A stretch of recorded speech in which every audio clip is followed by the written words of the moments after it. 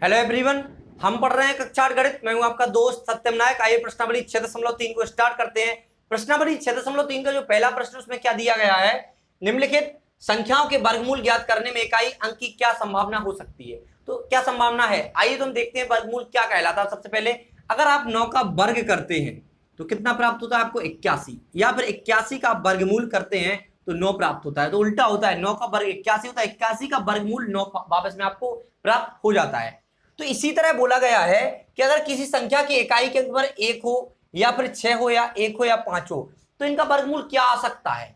तो आपको पता है कि अगर इकाई के अंक पर 1 हो तो 9 भी मिल सकता है आपको, या फिर आप 11 का मान के वर्ग करते हैं, मान के चलते 11 का वर्ग करते हैं 121 होता है, और आप 121 का अगर वर्गमूल करते हैं तो आपको क्या मिलता है 11 मिलता है। तो हम बोल सकते हैं अगर किसी संख्या की इकाई के अंक पर क्या हो आपका 1 हो तो उसका वो 9 का भी वर्ग हो सकता है, या फिर 1 हो तो वो 1 का भी वर्ग हो सकता है। इस तरह से अगर किसी संख्या की इकाई के अंक पर 1 हो तब भी यहां पर 1 आ सकता है, या फिर 9 हो तब भी ये आ सकता है। तो आपको यहां वर्ग दिया है, इसका आपको वर्गमूल निकालना है। जिस संख्या का ये वर्ग है तो इस संख्या का वो संख्या क्या हो जाएगी, वर्गमूल हो जाएगी। ठीक है, जैसे हमने 11 का वर्ग निकाला था 121, तो अब 121 का वर्गमूल वही संख्या हो जाएगी जिसका ये वर्ग है। समझ रहे हो ना। तो यहां पर एक बात आप समझ गए होंगे कि अगर यहां पर देखो आप, अगर हम किसी संख्या का मान के चलो 21 लिखा हुआ है, इसका वर्ग करेंगे हम तो हमें 441 प्राप्त होगा। क्या होगा 441। तो हमने 21 का वर्ग किया तो हमें एक यहां पर इकाई में प्राप्त हुआ, यहां पर 1 था तो हमें एक यहां पर प्राप्त हुआ।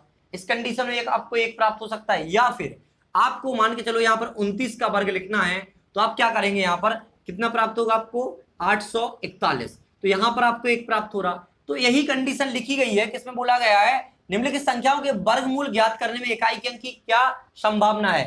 अगर आपसे बोला जाए आप 841 का वर्गमूल निकालिए तो आपका 29 मिलेगा आपको, या फिर 441 का वर्गमूल निकालिए तो आपको 21 मिलेगा, यही मिलेगा। तो आप बोल सकते हैं जब इकाई के अंक पर 1 हो, अगर किसी संख्या के इकाई के अंक पर 1 हो तो आप जब उसका वर्गमूल निकालेंगे तो आपको इकाई के अंक में जो वर्गमूल वाली संख्या निकलेगी उसकी इकाई के अंक में या तो 9 होगा, या फिर अगर 1 हो तो या फिर 1 हो सकता है।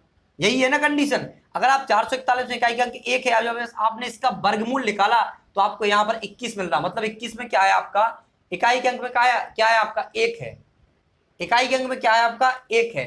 तो आप बोल सकते हैं अगर किसी संख्या के इकाई के अंक में 1 है और आपको उसका वर्गमूल बोला जाए, वर्गमूल निकालो तो जो वर्गमूल निकलेगा उस संख्या के इकाई के अंक में या तो आपका 9 हो सकता है या फिर आपका 1 हो सकता है। तो यहां पर लिखेंगे हम 1 हो सकता है या फिर 9 हो सकता है। वही संख्या पता लगानी थी हमें कि उस संख्या के इकाई के अंक पर क्या हो सकता है। ठीक है, अब देखेंगे अब दूसरे में क्या है, इकाई के अंक पर 6 है। तो इकाई का अंक आपको 6 कब प्राप्त होता है, जब आप 4 का वर्ग करते हैं तो आपको 16 मिल जाता है, तब भी आपको इकाई के अंक पर 6 प्राप्त होता है। या फिर आप किसी 6 का वर्ग करते हैं, किसी संख्या की इकाई के अंक पर 6 है, जैसे मान लो 4 है, 4 का 16 हो जाएगा, 6 का 36 हो जाएगा। ठीक है, या फिर आपका 14 लिखा हुआ है, 14 का 196 होता है और 16 का 256 होता है वर्ग। तो आपको देखो यहाँ 16 का वर्ग किया आपने, इकाई के अंक पर 6 है, यहाँ पर 4 है, तभी आपको 6 यहाँ प्राप्त हो रहे हैं।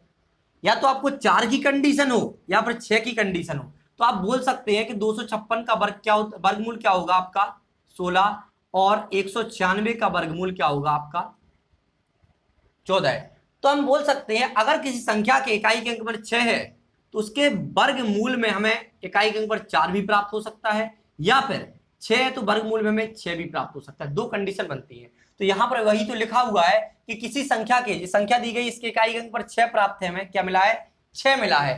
अब इस संख्या का वर्गमूल, जो संख्या मिलेगी वर्गमूल करने के बाद उसमें इकाई के अंक पर या तो 4 होगा या फिर 6 होगा। तो ये लिख देंगे हम यहाँ पर, या फिर 4 हो सकता है या 6 हो सकता है, क्योंकि इन्हीं के वर्ग में वर्ग करने पर किसी भी संख्या की आखिरी में 4 हो या 6 हो तो उसका वर्ग करने पर हमें क्या प्राप्त होता है 6 प्राप्त होता है। अगर किसी संख्या का वर्गमूल करना हो तो अगर हम संख्या का वर्गमूल करते हैं तो हमें उसके वर्गमूल में क्या मिल सकता है, या तो 6 लिखा है इकाई के अंक पर तो हमें 4 मिल सकता है या फिर 6 मिल सकता है, सिंपल बात है। अगर बात करें यहाँ पर 1 वाला, तो 1 वाला जो हमने यहाँ पर किया था वही यहाँ पर आ गया। अगर किसी संख्या के इकाई के अंक पर 1 है और वर्गमूल बोला जाए तो वर्गमूल क्या हो सकता है, या तो उसका इकाई वर्गमूल की संख्या में इकाई के अंक पर क्या होगा, या तो आपको 9 मिल सकता है या फिर 1 हो सकता है। किसी भी संख्या की इकाई के अंक पर अगर 1 लिखा है, अगर उसका आप वर्गमूल करेंगे, सॉरी वर्ग करेंगे, उसका वर्ग करेंगे तो आपको 1 मिलेगा इकाई के अंक पर। या फिर किसी संख्या के इकाई के अंक पर 1 लिखा हुआ है और उसका वर्गमूल करेंगे तो आपको 2 कंडीशन मिल सकती है। तो आप उसके इकाई के अंक पर वर्गमूल करने के बाद जो संख्या प्राप्त होगी आपको, उसकी इकाई के अंक पर या तो 1 लिखा मिलेगा या फिर 9 लिखा मिलेगा। ठीक है, इस तरह से आप दोनों प्रश्नों को, तीनों प्रश्नों को हल कर सकते हैं। अब देखेंगे 5 वाली कंडीशन। इसके इकाई के अंक पर आपको 5 लिखा हुआ है, तो इन्होंने पूछा कि जब वर्गमूल करने के बाद क्या संभावना हो सकती है कि जो संख्या में मिलेगी तो उसके इकाई के अंक पर क्या आएगा। तो हमेशा देखना, जिसमें संख्या में इकाई के अंक अगर 5 लिखा हुआ है, यहाँ पर 5 लिखा, 25 में इसका वर्ग करेंगे हम तो 625 मिलेगा। यहाँ पर 625 का वर्गमूल करेंगे तो हमें क्या प्राप्त होगा, यहाँ पर 25 प्राप्त होगा।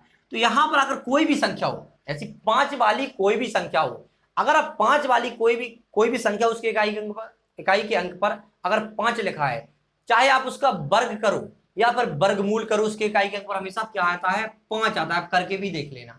तो यहां पर एक ही कंडीशन बनेगी, अगर किसी संख्या के इकाई के अंक पर 5 लिखा हुआ है तो उसके एक ही संभावना बन सकती है कि उसके वर्गमूल करने के बाद जो हमें संख्या प्राप्त होगी उसकी इकाई के अंक पर हमें 5 ही मिलेगा। तो इस तरह से आपने चारों प्रश्नों को हल कर लिया है। हमने पहले प्रश्न का पहला, दूसरा, तीसरा और चौथा प्रश्न हल कर लिया है। तो आशा करते हैं कि आपको प्रश्न का हल समझ में आया होगा। इसी के साथ हम आपसे विदा लेते हैं, मिलते हैं अगली वीडियो में अगले प्रश्न के साथ। Thanks for watching.